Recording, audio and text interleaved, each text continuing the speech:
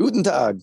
Today on Hopped Up Beer Review, we are trying the Paulaner Hefe-Weizen out of the Paulaner Braurei from München, Deutschland. Dankeschön.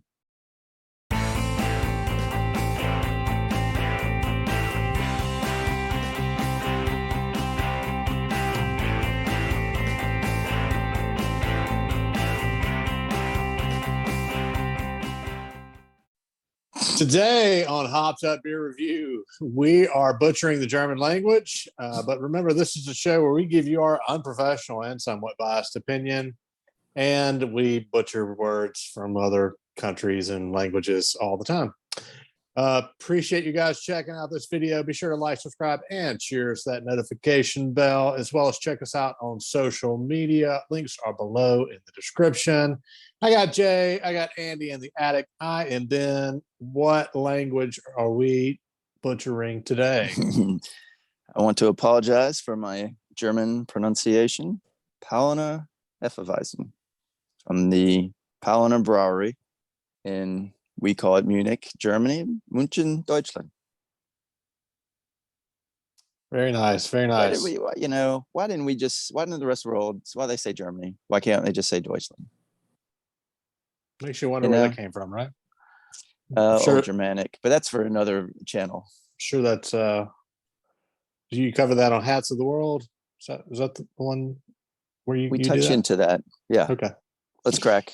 So just right off on the top of the can there, I noticed Germany's #1 Hefeweizen.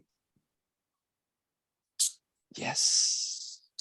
I was concerned about spewage. Yes, this one is 5.5% ABV and highly carbonated. Yes, it is. 16 IBUs, unfiltered. Again, the #1 Hefeweizen. This brewery is one of the 6 breweries that supply the Oktoberfest there in Munich. So only 6, and Paulaner is also the official sponsor of the Cleveland, Ohio Oktoberfest. Really? Well, yes. This brewery sponsors Bayern Munich's team in the Bundesliga. Yes, they do. They do. Well, smells like a Hefe. Cheers, mates. Cheers, mates. Cheers, mates.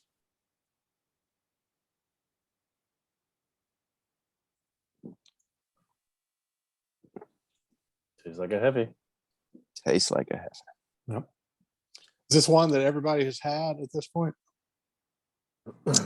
I don't think I've had the Hefeweizen. Really? Yeah. It's not logged, and if I've had it, it was failed to log it, or it was pre-logging. So it was pre-2013. Wow. Yeah, I'm in the same boat. I'm sure I've had it with some of the German restaurants and things around. Yeah, but I haven't logged it. I think some of those German, those chains like the Hofbrau, is one of them. I've had theirs, but not in a Paulaner. So, cool story about this.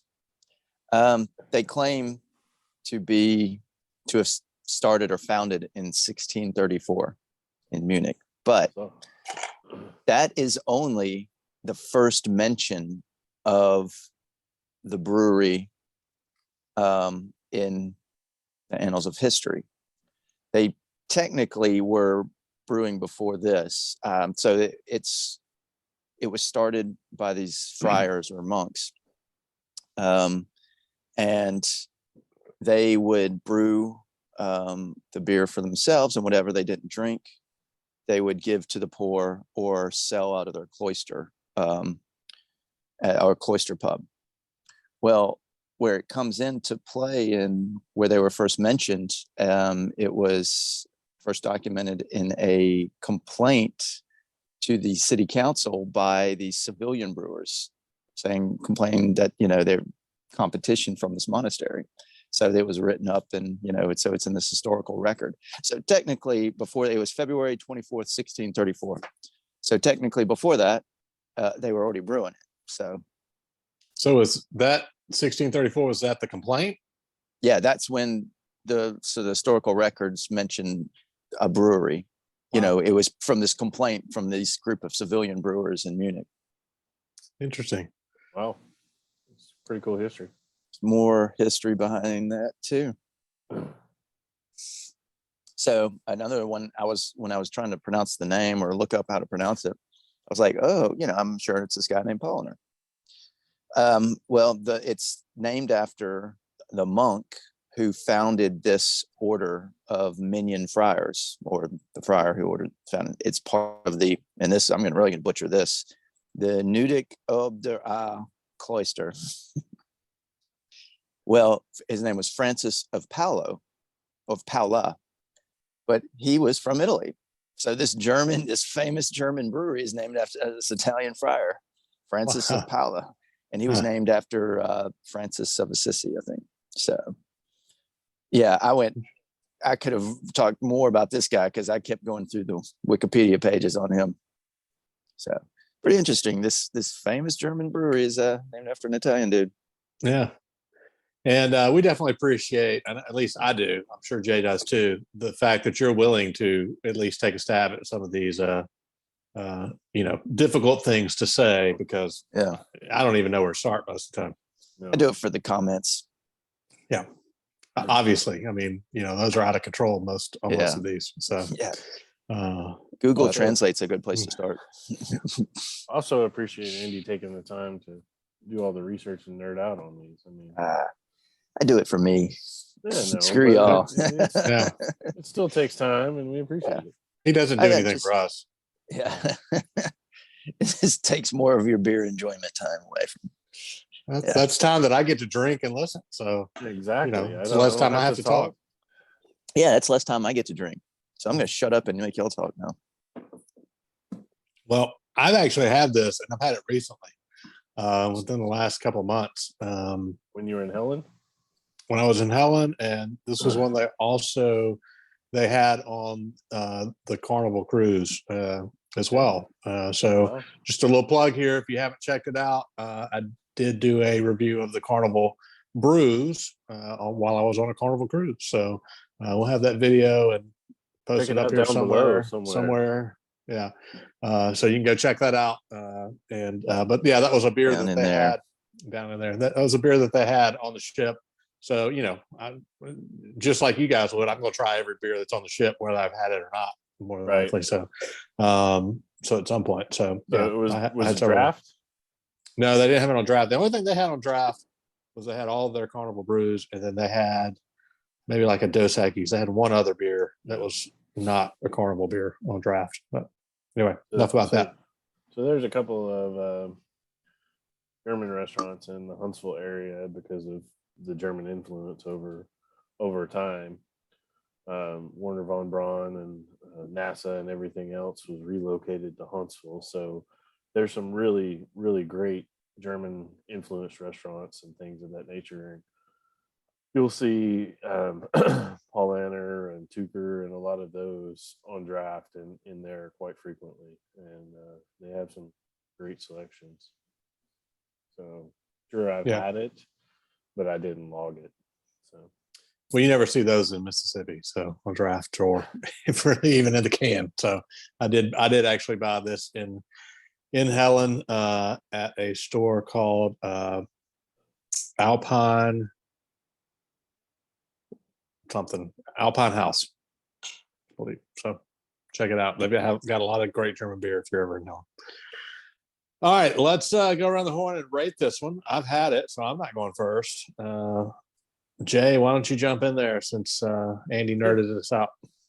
Yeah, I can talk some more. I think it's a really great Hefe-Weizen. Great flavor. It's not too much wheat in there like we've talked about in the past on some other beers. It doesn't make you feel like you're having to drink grass. So I love the flavor of it, and the carbonation is a little bit much there, but that could be just from the can and whatnot. Being in the can. I think I'm going to rate this an 8. Wow, that's a good stellar score for that for you. Yeah. Yeah. I am so this is our second German Hefeweizen, that Flensburger being the other one. And I don't think, and I'm trying to think if there's other Hefeweizens that I've had, Germans, that, and it's been a while since I've had it, and I can't remember the name, but I've had too many American Hefeweizens to kind of spoil, or ruin what a Hefeweizen should be. I should be drinking just purely German Hefeweizens. Because like that Flensburger, this has got that just great German taste to it. And it's, again, not grassy, not too weedy, heavier refreshing. feeling. Yeah. And it's not too light, almost like a bland or flat or tasteless Hefeweizen like I've had some American, breweries make. This is out of sight. And I can just picture scores of people on Oktoberfest just down in this stuff because it's so easy drinking. Very satisfying. It gets an 8.5 for me. Yeah, this is quality beer. Yeah, I'm right there with you. It's going to be 8.5 for me as well for everything that you mentioned. I think that I too, the American, Hefes that we've had, I'm sure that it's all probably the same stuff that we've had. They just are way over weedy in most cases. And those, I almost, had shunned Hefeweizens for that one reason. They're just, I don't like them when they have that over wheat taste. And like you mentioned, this one and the other one we reviewed, the Flensburger, I mean, they taste fantastic. It's just a complete different different beer. And so you can, I guess, see why Germans always think that we have terrible beer because at least at the Hefeweizens, right? Tell the Pilsners and Americans, Hefeweizens. Americans can stick to IPAs and lagers. Right. So but yeah, I mean, this one's great. 8.5.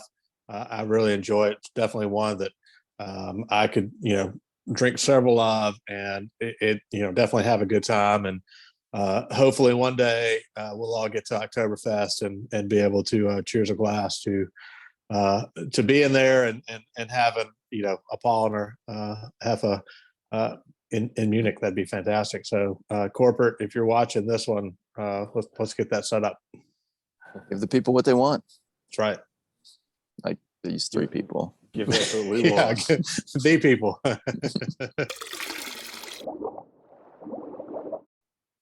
That will be an 8.3 for the Paulaner Hefe-Weizen out of the brewery.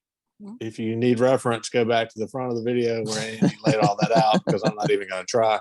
But great Hefe. If you get a shot, I mean, at this point, hey, I want to try all the German, Hefeweizens, and probably pour all the American ones down the drain. But that's just me. Or the Paulaners for that matter. I mean, this is a great offering. So yep.